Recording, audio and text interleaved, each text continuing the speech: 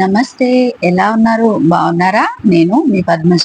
ఈ రోజు నేను మీకు ఈ వీడియోలో ఆహా అనిపించే పచ్చిమిర్చి కోడివేపుడు రెసిపీని చూపిస్తాను. స్పైసీగా మసాలాలు ఏమి వేయకపోయినా కూడా చాలా బాగుంటుంది. చాలా సింపుల్ గా, చాలా త్వరగా కూడా చేసేసుకోవచ్చు. సాంబార్ అన్నం, రసం అన్నంతో అయితే అదిరిపోతుంది. ఈ టేస్టీ పచ్చిమిర్చి కోడివేపుడు ఎలా తయారు చేసుకోవాలో ఇప్పుడు మనం చూసేద్దాము. ముందుగా 1/2 kg చికెన్ తీసుకుని దాన్ని శుభ్రంగా 2-3 సార్లు కడిగి నీళ్ళన్నీ వడేసి రెడీగా పక్కన ఉంచండి. చికెన్ వేపుడు చేసుకోవడం కోసం ముందుగా ఒక మిక్సర్ జార్ లోకి ఒక 10 నుంచి 15 దాకా వెల్లుల్లి రెబ్బలు, అలాగే 1 ఇంచు అల్లం ముక్కని ముక్కలుగా కట్ చేసుకొని వేసుకోవాలి. మీరు తినే కారాన్ని బట్టి పచ్చిమిర్చి వేసుకోండి. నేనైతే ఒక 1/2 కప్పు పచ్చిమిర్చి వేస్తున్నాను. అలాగే 1/2 టీ స్పూన్ జీలకర్ర, ఒక మీడియం సైజు ఉన్న కొత్తిమీర కట్టని కాడలతో సహా ఇందులోకి కడిగి వేసుకోండి. ఇప్పుడు వీటన్నిటిని మనం కచ్చా పచ్చాగా నూరుకోవాలి.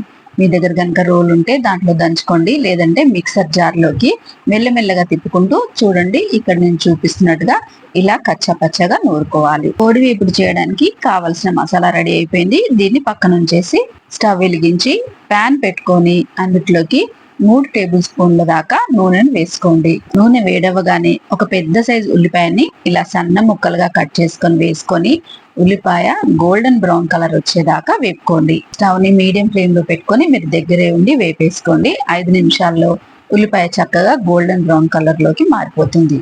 ఇలా ఉల్లిపాయ వేగిపోగానే ఇప్పుడు మనం ఇందులోకి ముందుగానే శుభ్రం చేసి పెట్టుకున్న 1/2 kg చికెన్ అంతా ఇందులో వేసేసుకొని స్టవ్ ని హై ఫ్లేమ్ లో పెట్టుకొని ఈ చికెన్ ని ఒక 5 నిమిషాల పాటు మంచిగా వేపుకోండి. మగపిల్లలు కూడా ఈ పచ్చిమిర్చి కోడి వేపుడిని చాలా తేలిగ్గా చేసేయచ్చండి. చుట్టాలు ఎవరైనా ఇంటికి వచ్చినప్పుడు ఎక్కువ శ్రమ పడకుండా చాలా ఈజీగా ఈ చికెన్ వేపుడు చేసి పెట్టేయచ్చండి. ఒక 5 నిమిషాలకు చూడండి, ఆయిల్ అంతా సపరేట్ అయ్యి చికెన్ ఇలా మంచిగా రంగు మారింది కదా. ఇప్పుడు మనం ఇందులోకి ముందుగానే నూరు పెట్టుకున్న పచ్చిమిర్చి కొత్తిమీర పేస్ట్ అంతా కూడా ఇందులోకి వేసేసుకోవాలి. అలాగే మీ రుచికి సరిపడా ఉప్పును కూడా వేసుకోండి. నేను 1 టీ స్పూన్ వేస్తున్నాను. ఉప్పు కూడా వేసుకున్న తర్వాత ఇదంతా కలిసేలాగా మంచిగా కలిపేసుకోవాలి. మనం ఇందులో అన్ని పచ్చివే వేసాం కాబట్టి పచ్చిమిర్చి, కొత్తిమీర, అల్లం, వెల్లుల్లి పచ్చివాసన పోయేదాకా ఒక 5 నిమిషాల పాటు ఇదంతా మంచిగా వేపుకోవాలి. స్టవ్ ని మీడియం ఫ్లేమ్ లో పెట్టేసుకొని మీరు దగ్గరే ఉండి వేపుకోండి.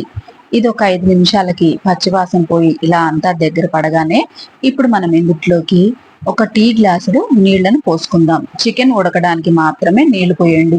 నీళ్లు గనక ఎక్కువ పోసారంటే మళ్ళీ నీళ్ళన్ని దగ్గర పడడానికి చాలా టైం పడుతుంది. అందుకని ఒక టీ గ్లాస్ మాత్రం అయితే సరిపోతుంది. ఇప్పుడు మూత పెట్టేసి స్టవ్ ని లో ఫ్లేమ్ లో పెట్టుకొని చికెన్ ని మంచిగా ఉడకనివ్వండి. ఈ చికెన్ ఉడకడానికి ఒక 10 నిమిషాలు టైం పడుతుంది.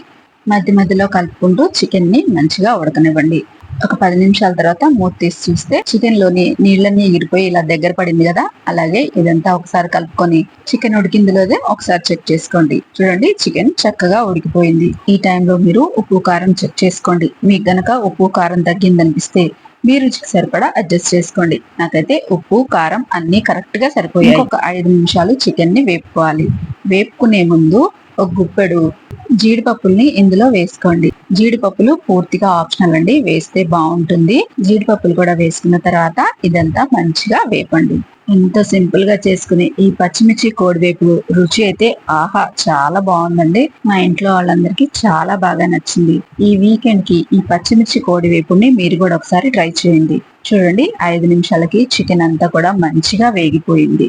చూసారు కదండి, టేస్టీ పచ్చిమిర్చి కోడివేపుడు రెడీ అయిపోయింది. ఇంకా స్టవ్ ఆఫ్ చేసి మూత పెట్టేసి పక్కకు దించేసుకోండి. గరం మసాలాలు ఏవి వాడకుండా చేసే ఈ పచ్చిమిర్చి కోడివేపుడు రసమన్నం, సాంబార్ అన్నంతో చాలా బాగుంటుంది. ఈ సింపుల్ అండ్ టేస్టీ పచ్చిమిర్చి కోడివేపుడిని మీరు ఇంట్లో ఒకసారి తప్పకుండా ట్రై చేయండి. ఎండాకాలం స్టవ్ దగ్గర ఎక్కువసేపు నిలబడకుండా చాలా సింపుల్ గా చేసుకునే ఈ పచ్చిమిర్చి కోడివేపుడిని వీకెండ్ స్పెషల్ గా తప్పకుండా ట్రై చేయండి. ఈ సింపుల్ అండ్ టేస్టీ పచ్చిమిర్చి కోడివేపుడు కనుక మీకు నచ్చినట్టయితే లైక్ చేయండి, షేర్ చేయండి, కామెంట్ చేయండి.